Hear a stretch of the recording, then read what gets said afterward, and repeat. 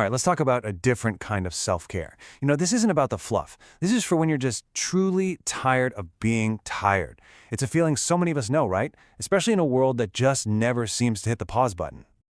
So let me ask you straight up. Are you tired of being tired? I'm talking about that deep down exhaustion that a full night's sleep just doesn't seem to fix. If you're not in your head right now, even a little bit, then yeah, this is for you. It's kind of funny how we've all been taught to think about self-care. The big myth, right? It's painted as this luxury, expensive spa days, shopping sprees. But the reality? It's an absolute must. It's not about indulgence. It's about finding a little bit of calm in the middle of a storm.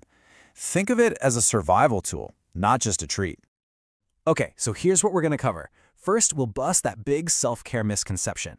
Then we'll dive into the 5 pillars of care. After that, we'll get real about why this is so hard sometimes. I'll give you a super simple 5-minute toolkit, and we'll wrap up with a message that I think is really important. You matter. All right, let's jump right in with section 1, the self-care misconception. And this is so important to get right because self-care isn't just some trendy hashtag you see online. It is a fundamental tool for survival in this kind of chaotic world we live in. So what are we actually talking about here?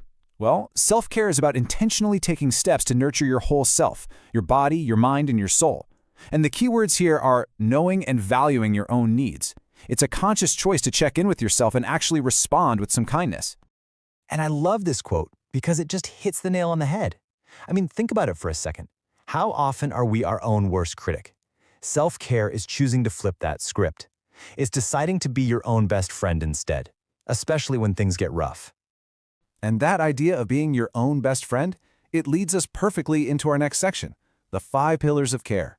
You can think of this as a simple framework, a way to strengthen every single part of you.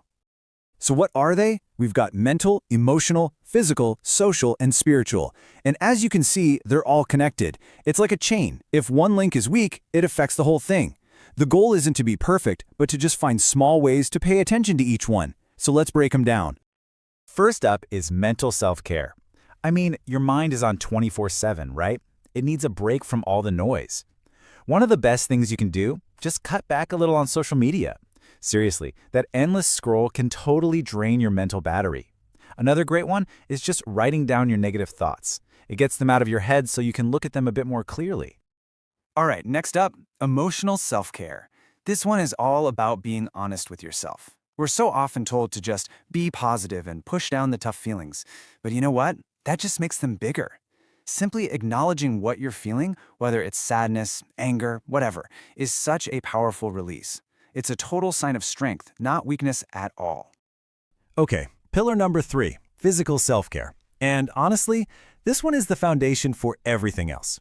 And listen, this is not about hitting the gym for 2 hours every day. It's about simple, consistent movement. Even just a 20-minute walk can literally change your brain chemistry for the better. It releases those feel-good chemicals, endorphins.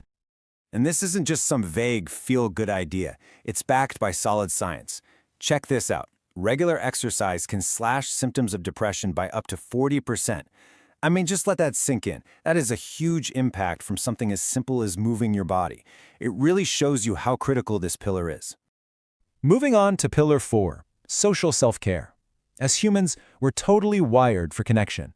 But here's the thing, not all connections are good for us. This pillar is all about quality over quantity. And a massive part of this, maybe the hardest part, is learning to say no. Saying no to things that just drain your energy, so you actually have some left for the people and things that fill you back up. And last but not least, pillar 5, spiritual self-care. Now, this does not have to be about religion at all. It's simply about connecting to something bigger than yourself to help build resilience. For you, that might be a walk in nature, maybe practicing gratitude, or just taking a few minutes for some quiet reflection. It's really about finding your anchor when the storm hits. Okay, so tending to these 5 pillars, it sounds pretty simple on paper, right? But if it were that easy, we'd all be floating around on a cloud of Zen. So let's get real in this next section. Why is this stuff so hard to actually do? I just want to say, if you've struggled with this, you are so not alone. Let's take a look at the common roadblocks. I mean, do any of these sound familiar? Because I know I've been guilty of pretty much all of them. You've got the classic, I'll do it later, which, let's be honest, usually means never. Or maybe waiting until you are completely burned out before you even think about taking a break. Oh, and this is a big one. trying to copy what everyone else is doing. What works for them might be totally wrong for you. And maybe the biggest trap of all, perfectionism. That feeling that if you can't do a full hour of yoga, then it's not even worth doing 5 minutes of stretching. That's a killer. You know, one of the biggest reasons we don't do this is that little voice that says it's selfish. But the oxygen mask principle just completely shatters that myth. You know the one. They tell you on the airplane to put your own mask on first before helping others. It's the perfect analogy. You literally cannot help anyone else if you've run out of air.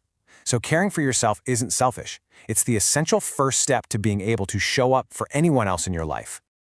So how do we make this a real habit? Well, here's a super simple 4-step cycle you can try. Step 1 is just to notice how you're feeling and do it without judging yourself. Step 2, accept it. It is okay to feel tired or sad or stressed. Step 3, act. Do one small helpful thing. And finally, step 4, check in. Hey, did that walk actually help? If not, no big deal. You can try something different next time. See? It's not about perfection. It's about learning what works for you. All right, this brings us to my favorite part, your 5-minute toolkit. This is where we prove that I don't have time is no longer an excuse. These are tiny actions that can make a huge difference, and you can do them like right now. First one in the toolkit, take a short walk. If you can get out in nature, even better. Seriously, just 10 minutes has been scientifically proven to lower cortisol. That's our main stress hormone. It is such a quick and powerful reset button for your brain and your body. Okay, here's another one, and this takes less than 5 minutes. Go put on one of your absolute favorite songs. You know, the one that just makes you feel good no matter what. Music has this incredible direct line to our emotions. It can trigger a dopamine release that literally shifts your mood and sparks a little bit of joy. How cool is that? And one last tool for your kit. Just write it down. You don't have to call it journaling if that feels weird. Just grab any piece of paper and scribble down whatever's swirling around in your mind. Getting those thoughts out of your head and onto the page is one of the fastest ways to find a little bit of clarity and calm. So as we get ready to wrap this up, if you take away only one thing, I want it to be this. The single most important message here is that self-care is really just this simple, powerful truth. You matter too. It's not about being selfish. It's about self-preservation. It is about finally acknowledging your own worth. So I'll leave you with this question. What's one small thing you'll try today? Just one. Maybe it's putting on that song, or taking that 10-minute walk, or maybe it's just saying no to one tiny request. Whatever it is, I really hope you take one small, kind step just for you, because you absolutely deserve it.